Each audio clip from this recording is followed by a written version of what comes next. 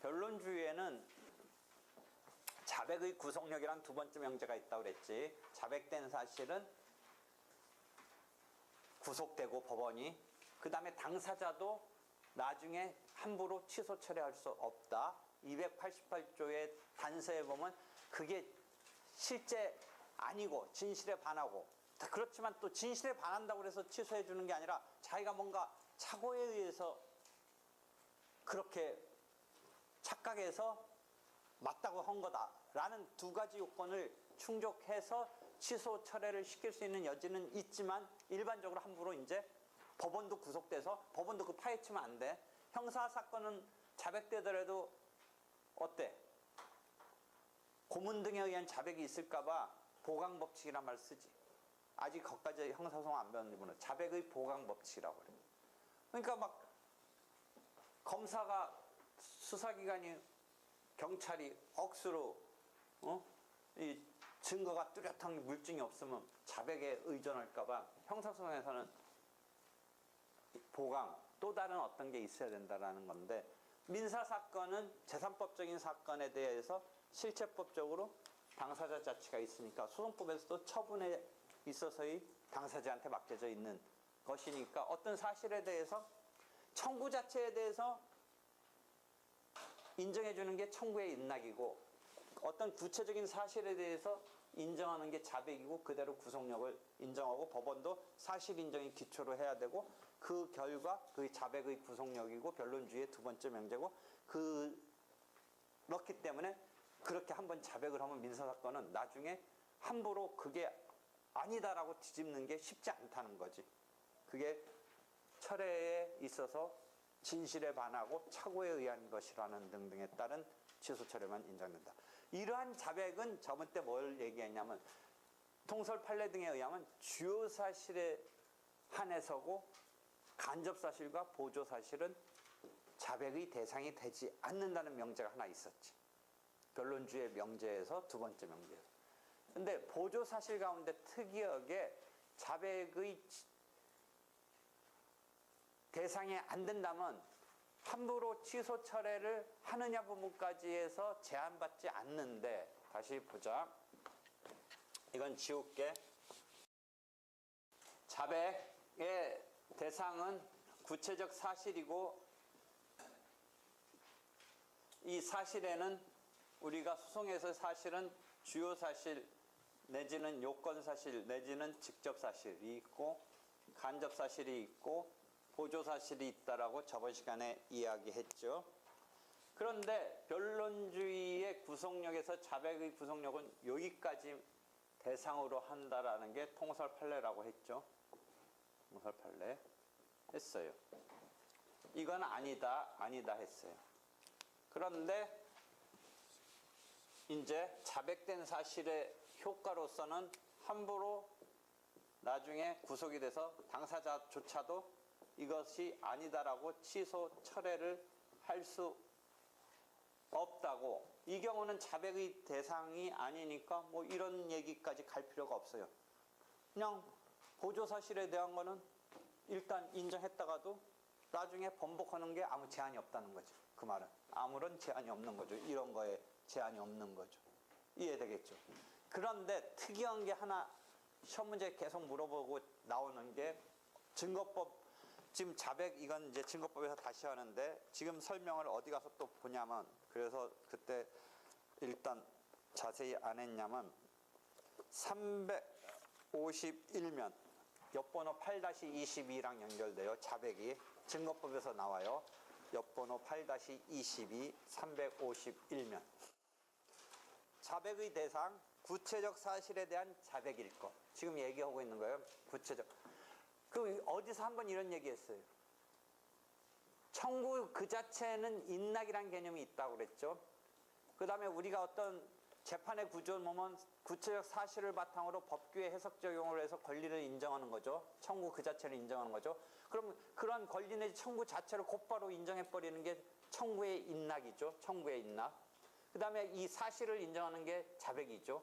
그 중간에 뭐가 안 했어요. 법규의 해석 적용은 법원의 직책이자 책무라서 이거는 당사자끼리 맞다고 서로 해봤자 법원이 만약 그것에 따라서 우연히 한 결과처럼 되지만 법원이 나름대로 판단하는 거지 당사자의 자백과 법원의 판단이 뭐 일치할 수 있는 게 대부분이긴 하지만 당사자끼리 어떤 법규의 해석 적용이 우리는 이렇게 맞다라고 해도 법원이 그렇게 하는 게 아니다라고 생각한다면 그건 법원이 할 수 있는 거라는 거죠. 그래서 거기서 좀 특별하게 자백적으로 취급할 수 있는 영역이 권리자백이라는 개념을 하나 가르쳐줬죠. 권리자백. 그래서 그런 얘기 등이 여기 쭉 나와요. 권리자백은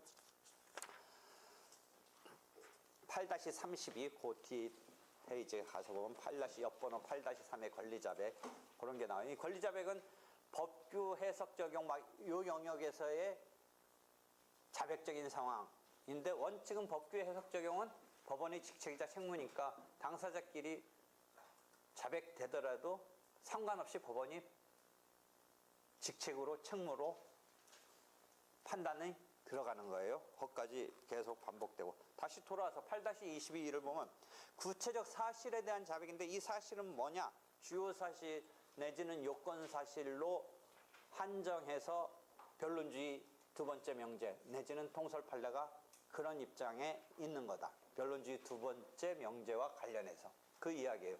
그런데 간접사실에 대한 자백은 그러니까 자백의 구속력 같은 문제로 갈 필요도 없는 거다라는 게 8-23이고 그 다음에 보조사실에 대한 자백 8-24인데 시험 문제 상당히 많이 나오는 게 그 볼트체로 된 고딕체로 된 문서의 성립의 진정에 대한 우리가 보조사실 개념이 뭐라고 그랬어요? 증거 능력이랄까 증거력에 관한 사실이라고 그랬죠. 대표적인 게 뭐라고 그랬어요? 증인에 있어서 뭐 부녀지간이라든지 형제지간이라든지 이런 것이 그런 사실이 보조사실이라고 그랬죠. 그럼 문서가 서증이라고 그래서 증거가 인적인 증거가 있고 물적인 증거가 있는데 인적인 증거의 대표적인 것은 증인이라고 그랬죠. 저번 때 증인, 감정인, 당사자 본인 이런 얘기 언뜻 조금씩 얘기했죠. 그게 인적인 증거죠. 물적인 증거의 대표적인 것은 차용증 같은 게 서증으로서 문서서자 증거증자 해서 차용증이 제출되면 판사가 어떻게 해요? 그걸 읽는 거예요. 근데 그 문서가 판사가 읽어서 판단의 자료를 취하기 전에 혹시 의조됐을지 뭐 이럴지 모르니까 그 문서가 서증이 증거되면 상대방한테 이거 인정할 거냐고 물어봐요. 그것을 성립의 진정 여부, 인부를 시켜요. 인정 여부를 여기서 확인을 해요. 근데 이때 진정 성립, 의조됐냐 아니냐 뭐 이런 것에 대해서 일단 오리발 내밀고 무조건 부정하고 이런 행동이 뭐 꼭 좋은 건 아닌데 소송에서 한편 함부로 또 인정했다가는 자백된 사실은 나중에 한번 해버리면 취소 처리 못하니까 신중을 해야 돼요. 근데 이 문서의 진정 성립은 보조사실이라 어떤 증거 능력이랄까 증거력에 관해서 의조됐다 안 했다. 의조됐으면 그걸 갖고 판단의 자료 하면 안 되잖아요. 그런 것에 관한 사실인데 뭐 그런 얘기를 하는 데 대해서 선뜻 정당한 그 맞다. 근데 작성한 거 맞다. 뭐 이런 식으로 진정 성립 인정해버린 다음에 나중에 보니까 이게 이렇게 하면 안 될 것 같아. 그 뭔가라도 트집 잡아야 될 것 같아. 그래서 이거 의조됐다. 이거 이상하다.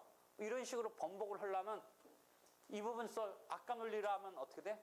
보조사실은 설사 인정해줬더라도 진정성립을 만약 인정했더라도 나중에 아니다라고 할 수 있어야 될 것 같은데 보조사실에 대한 인정을 하고 자백을 했다가 취소 철회에 있어서 요것만은 문서의 진정성립만은 보조사실이지만 주요 사실처럼 함부로 취소 철회할 수 없다는 특이한 경우니까 우리가 시험 문제 항상 특이한 경우 물어보는 거예요. 특이한.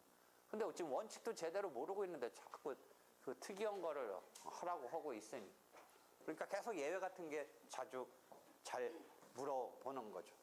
예, 되겠어요? 여기서도 예외적인 특수한 상황이 나온 거는 원칙적으로 자백의 대상은 사실로서 주요 사실에 한정되는 것이고 그 결과 자백된 사실은 함부로 취소 철회 나중에 할 수가 없다. 그런데 보조 사실인 서증 문서의 진정 성립에 있어서는 주요 사실처럼 자백해버리면 취소 철회할 수 없다는 루트로 가는 특이성이 있다. 이해되겠죠? 여기까지 이해됐어요? 질문 없어요? 됐어요?